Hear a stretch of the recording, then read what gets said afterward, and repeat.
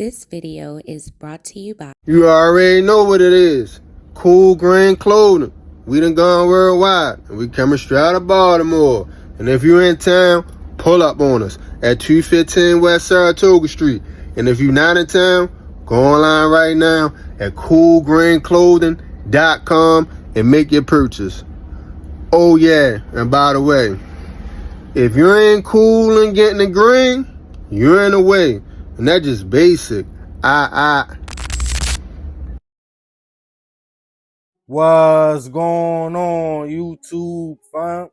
It's your boy Tony 2 times, and we back with another episode of the Baltimore Way, man.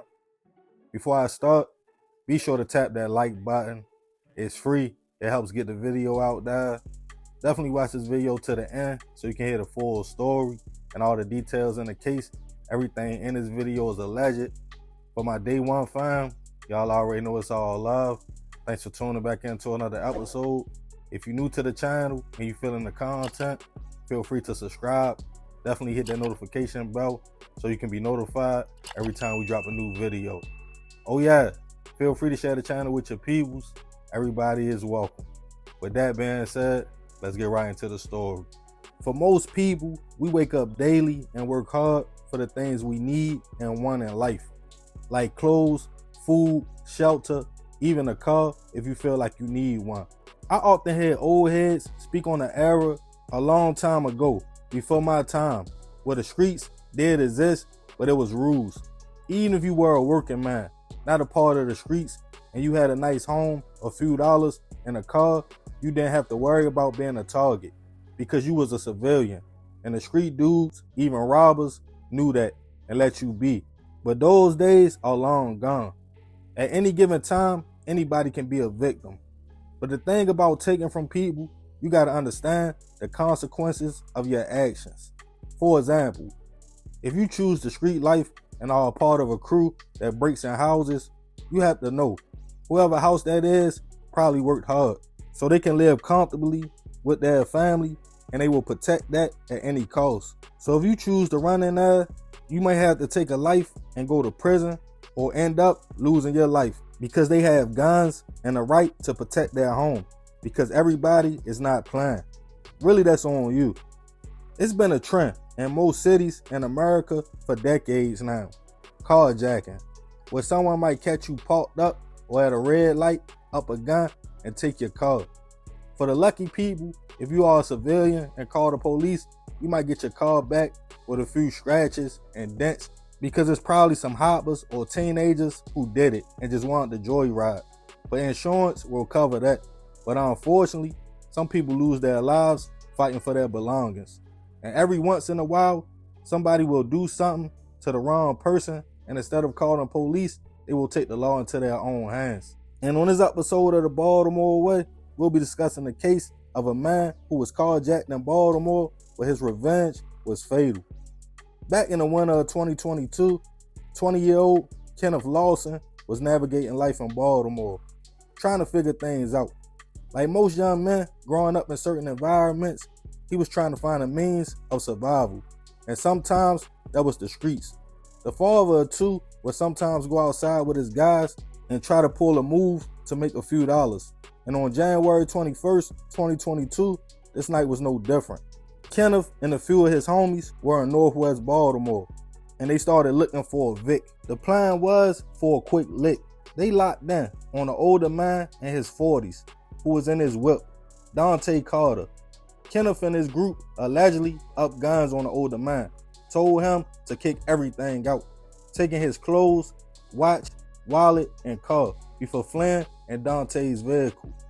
Later that night, the car was found crashed on Highlands Ferry Road in South Baltimore. Running the tags, police quickly realized who the car belonged to. They got in contact with Dante. When they reached out to him and asked about the vehicle, he stated he was carjacked earlier, and no, he didn't know who did it. As police started looking for suspects, a day would pass. The next day, a body was found off of Highway 295 near Westport, again, South Baltimore. The victim was unclothed and seemed they had been shot in the back of the head and was gone. The person was identified as Kenneth. All police had to go on at first was the young man had to be dumped there, but that's not where the shooting took place at. First, they didn't know about his connection to a carjacking, and there was no witnesses or suspects. It seemed like the case at first would go cold in a city like Baltimore, where things like this are common. A reward was put out on any information, and at the time, with so many homicides in the city, a cold case unit wasn't available. Almost 2 years would go by when the case would finally be assigned and looked at. The first thing detectives did was track Kenneth's movements that night through city cameras. It showed him bopping through the city with a shiesty on, walking home. But somewhere in the mix, they determined either he was lured back outside or kidnapped. As more time went by, more information came in. That in the video, Kenneth was actually trying to get home to duck a crime scene from the crashed vehicle in South Baltimore. They realized he was a part of a group of young men that carjacked a man earlier that night.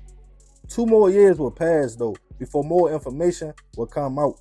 Now the streets were talking, stating Kenneth was hit after the carjacking as a form of retaliation and payback.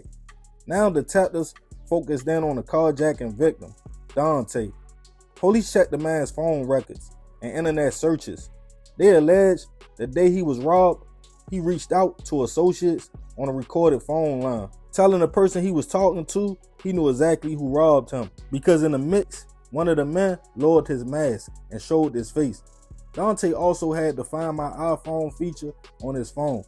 Police allege he first went on social media and searched and found pictures of Kenneth through mutual friends. He then sent the pictures he found to his peoples. Then after realizing his phone's location was pinging at a house in West Baltimore, he now had an address. It seemed somehow after making his way home with the stolen phone in the early morning hours of that following day, Kenneth was either snatched up or somehow lured outside, took somewhere, executed as he was shot in the back of the head, and then his body was dumped somewhere else. After 4 years, cold case detectives felt they had enough information to charge and arrest Dante on multiple charges, including first-degree hit. He was recently taken into custody and is fighting a case that's being pointed to as an act of fast retaliation.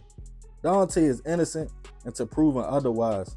To Kenneth's family and peoples, I send my prayers and condolences.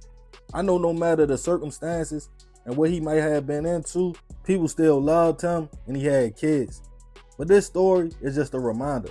Everybody out here is not playing, especially about their things they work hard for. A lot of people online feel like justice was served because of Kenneth's actions, and Dante allegedly worked harder and faster than the police to find out who carjacked him. But I want to know y'all thoughts on this one, fam. Y'all let me know what y'all think about the situation. Leave it in the comments. Yeah, man, it's a crazy story, but I ain't got too much more to say about this one. Y'all let me know what y'all think about it. I appreciate you if you made it to the end. Y'all already know it's all love, fam. This is another episode of the Baltimore Way. It's your boy Tony 2 times. I'm out.